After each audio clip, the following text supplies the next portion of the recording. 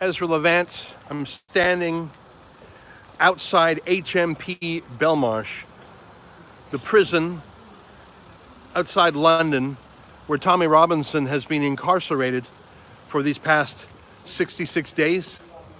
Behind me you can see photographers from the Daily Mirror, the only photographers who were here today. It was kept a secret, the exact time and location, the exact time and date of Tommy being released. And here he is now. Yeah, the camera's pointing this way. They've been very insistent that I not. Hey, Tommy. Hey, thanks, how you doing, mate? Good to see you, man. You all right? I'm doing great. Look at you. I know, man. I'm first stop hairdressers, yeah? I know. Have your fun with your memes. Tommy, it's great to see you. It's good to be seen.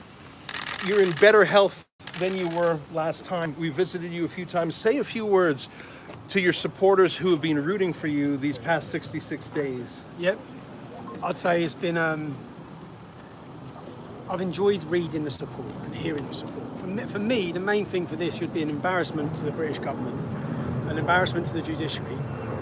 In the judge's words, so let's pretend I did commit contempt of court, which I didn't. In her words, it was unintentional. So something that was unintentional that had zero effect on a trial would result in a man, a journalist, being put in prison, spending 2.5 months of solitary confinement in Onley. And this is the crazy thing. I walked into Belmarsh prison and walked out without seeing another prisoner. But in a way, that was good because in Onley, they would have killed you if they could. No, they would have done, yeah. Essentially, the governor here has done... I don't have a negative word to say about Belmarsh prison or any of the staff. Other than the insanity that you were in here to begin with. Other than the insanity, and by putting me at the Old Bailey, they knew they'd get me in Belmarsh. So then they can get me on isolation. Whereas if they would have put it in the second biggest court in the land, which was Winchester, I'd have gone to the Cat B local in Winchester. I'd have been fine because there's no Muslims in the jail. But essentially, I know I look a mess, so have your fun with it. And it's ginger, so I look like a little cowardly convert coming out of jail. Salam alaikum. Do you know it took 16 days? This is another thing. It took, which is what I find quite funny. The imams come to see me each day. The imams? The imams every day. Are they trying to get you on side? They weren't. They were all nice, yeah. And it took 16 days. Yeah, I'm not bothered about that. It took 16 days. 16 days before a Christian come. Really? Every day, and 4 different imams within the 16 days, and then a Christian come. And when he come, I was just like, holy so there is a Christian one. Well, listen, there are a few other media who came here. Yeah. What's your message to the media? I have to say the mainstream media, the Daily Mirror's here, they were here early. You read their lies? Can you turn you around to get you with the pack? No, you can't. You can't film the prison, mate. Let's go. You read their lies. You read their lies. The Daily Mirror lied, saying I was attacked. The Daily Mirror lied, saying I was attacked in this prison. You lied. Yeah, you lied to the public. You made up an entire story, or you're part of the propaganda that's pushed out.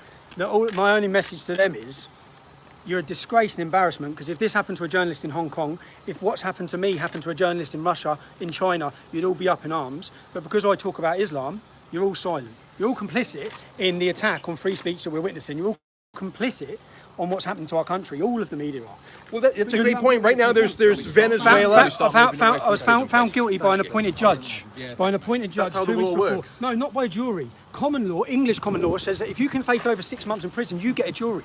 I was not given a jury. So you think you'd be not guilty if it was a jury? I know I'd have got found not guilty, and so do they. It's the only offence in the whole entire country, yeah, that you can get taken to prison for up to 2 years without a jury. Yeah. Without a jury. Well, that's how contempt works. That's no, that's not how English common law works. So that goes against English common law. And why was I at the Old Bailey? You tell me as a journalist, why was I at the Old Bailey? 13 murder trials and me for holding my phone up, and I was convicted of high profile, Tommy. Because I'm high profile, that's why I'm at the Old Bailey. Yeah. Well, maybe it is. What difference does that make? Because they know you're going to have all your fans are going to be there. What difference and they know that? Because obviously the security procedures aren't the same as the Old Bailey as they are at other courts. Why? I've been to 10 different courts over the years.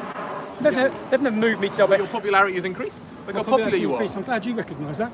Tommy, it's really because weird. Of your failures, this is it's weird to have the media debating with you. Arguing because they're not media. They are not media. They're not journalists reporting stories. I've never seen this before.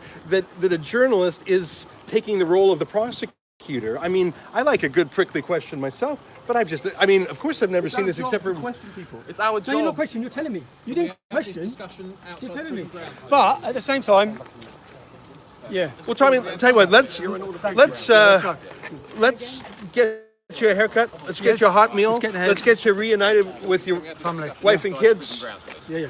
Thank you, mate. We'll go now. Just before you leave, Thanks ever so much. So yeah. All right, Tommy.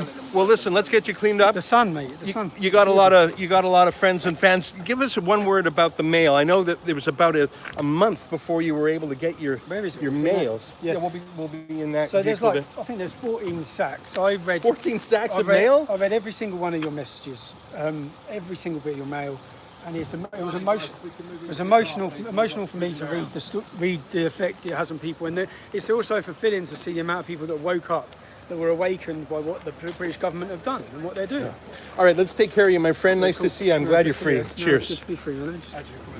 Okay. All right, folks, I'm going to interview Tommy at length in privacy away from some of the other journalists for a bit, and we'll post that video at prisonreports.com. Thanks very much for supporting our independent journalism. I suppose we're a counterweight to the lads at the alt-left Daily Mirror who were here today. And keep watching prisonreports.com. Go to the Mirror for the prosecution's case, and we'll give you the case for the defense. I'm signing off now.